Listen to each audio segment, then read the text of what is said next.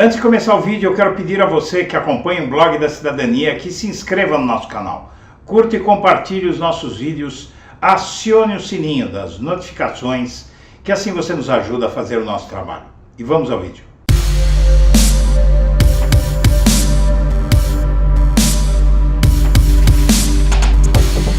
Boa tarde, senhoras e senhores. Está começando o Blog da Cidadania ao meio-dia. E nem todo patriotário é um bandido, mas todo bandido, ao que se pode notar, é um patriotário. O que vem à tona nesse momento talvez não surpreenda muita gente, como deveria surpreender. O que vem à tona é que esse processo, esse movimento que tentou dar um golpe na República em 8 de janeiro, foi algo liderado, comandado e que teve a sua intensidade calibrada pelo crime, que pode se considerar crime organizado devido à forte organização de um movimento basicamente criminoso que roubou, destruiu e ainda pretendeu afanar o Estado democrático de direito das nossas vidas, desta nação. Hoje eu quero aludir a um texto do escritor Rui Castro que revela alguns fatos que muitos sabem parcialmente e outros não tanto.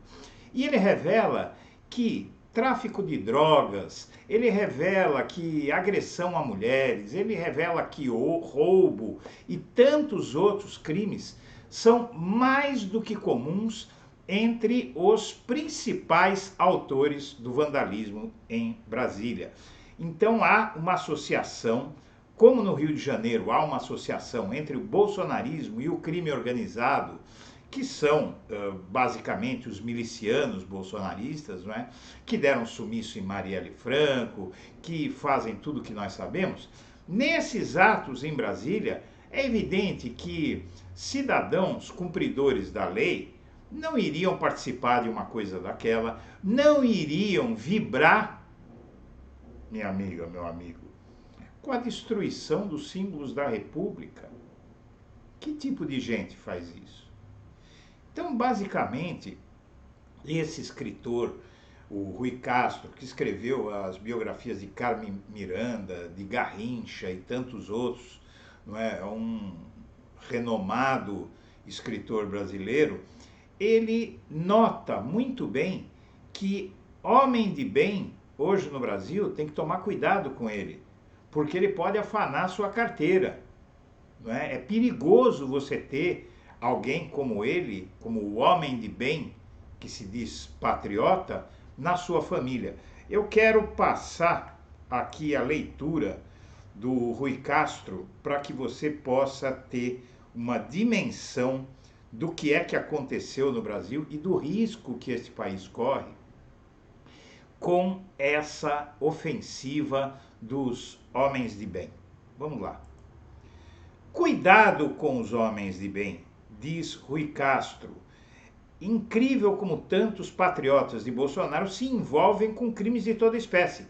O patriota com camiseta de Bolsonaro que vandalizou o relógio no Palácio Planalto tem 3 passagens pela polícia, pessoal, em Goiás, por ameaça física, tráfico de droga, receptação de carros roubados.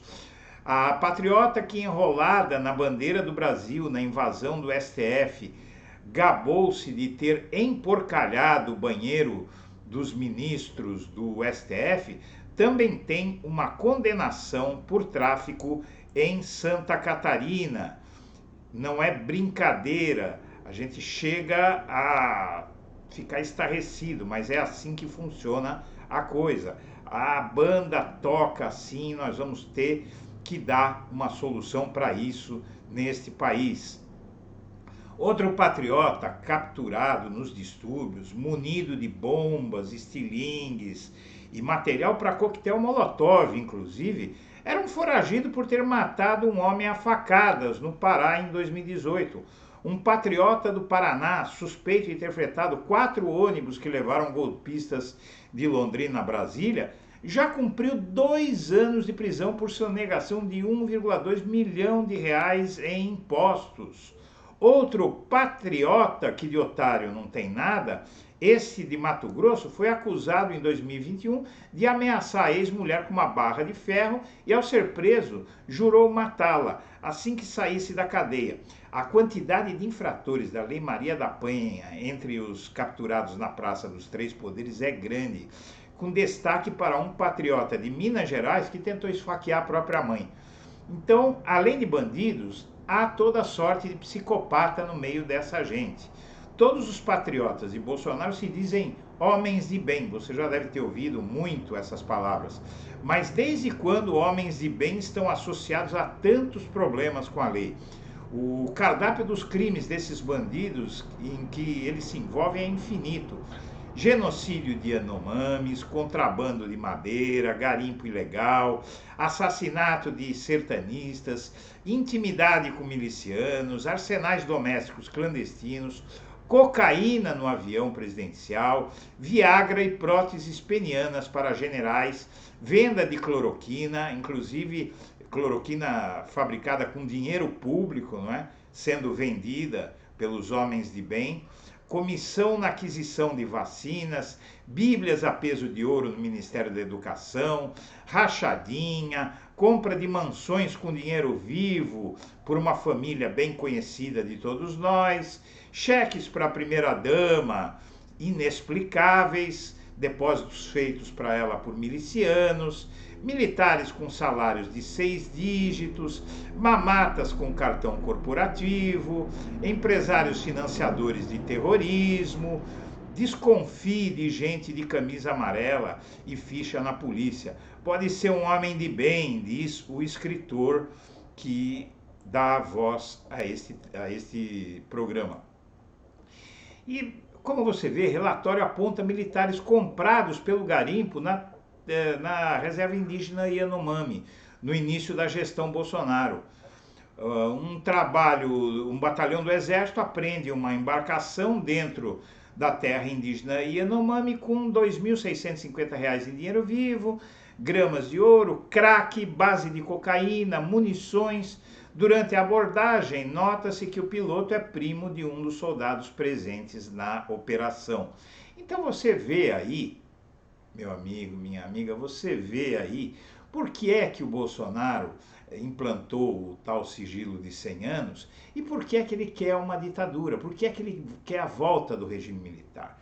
Porque eu digo para você, aqui eu faço um comentário para você, que o regime militar, do qual eu, nos meus 63, caminhando para 64 anos, vivi, infelizmente, a gente sabia que naquele tempo você não podia denunciar.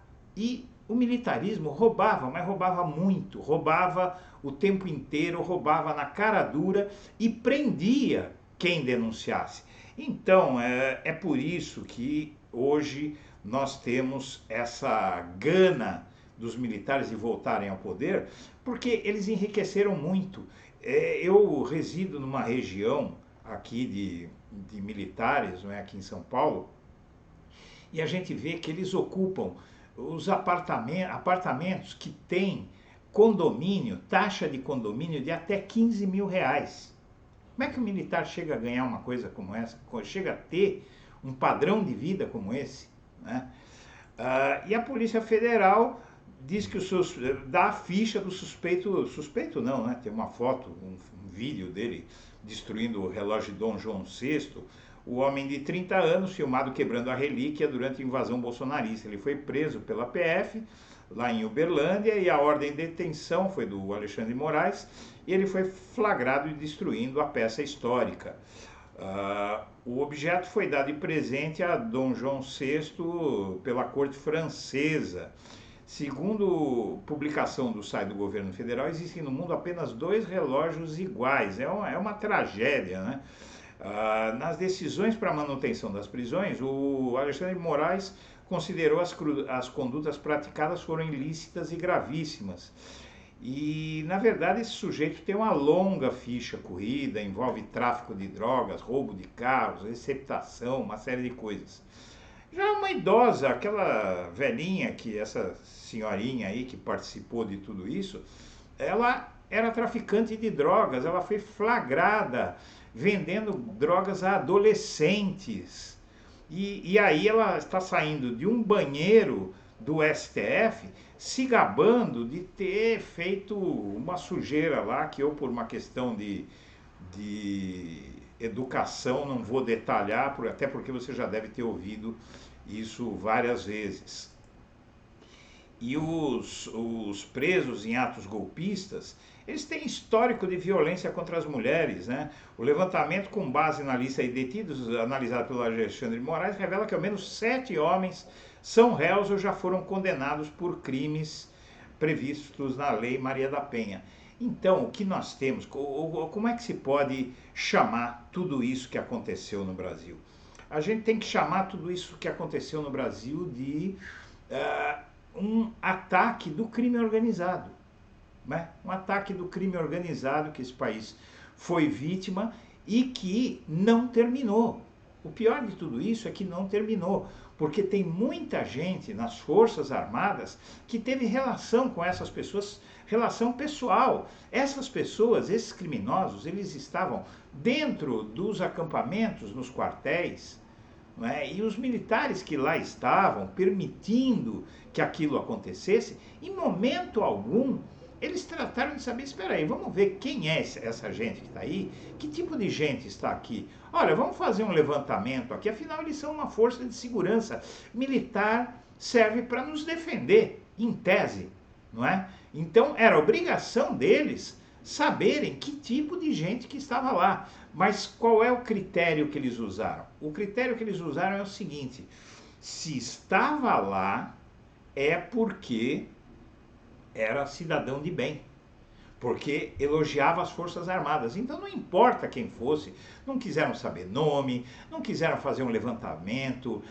A gente sabe que num acampamento, num local como aquele, onde basta se dizer bolsonarista para ser bem aceito, porque ali não se pedia nada para ninguém.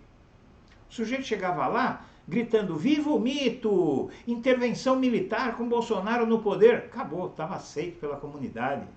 Não é? Vários jornalistas se infiltraram naqueles quartéis usando essa tática. Porque bastava chegar ali e dizer: eu apoio o Bolsonaro, abaixo os comunistas, tal, e estava aceito. E muitas vezes o cara acabou de roubar um banco, vai para lá e diz: olha, eu apoio o Bolsonaro. Ah, entra, use uma barraca, venha comer de graça, tudo pago pelo cartão corporativo do Bolsonaro. Então, o Brasil está agora vivendo um momento de passar a limpo tudo isso, e é uma oportunidade. Por quê? Por uma série de conjunções históricas, os militares estão de mãos amarradas.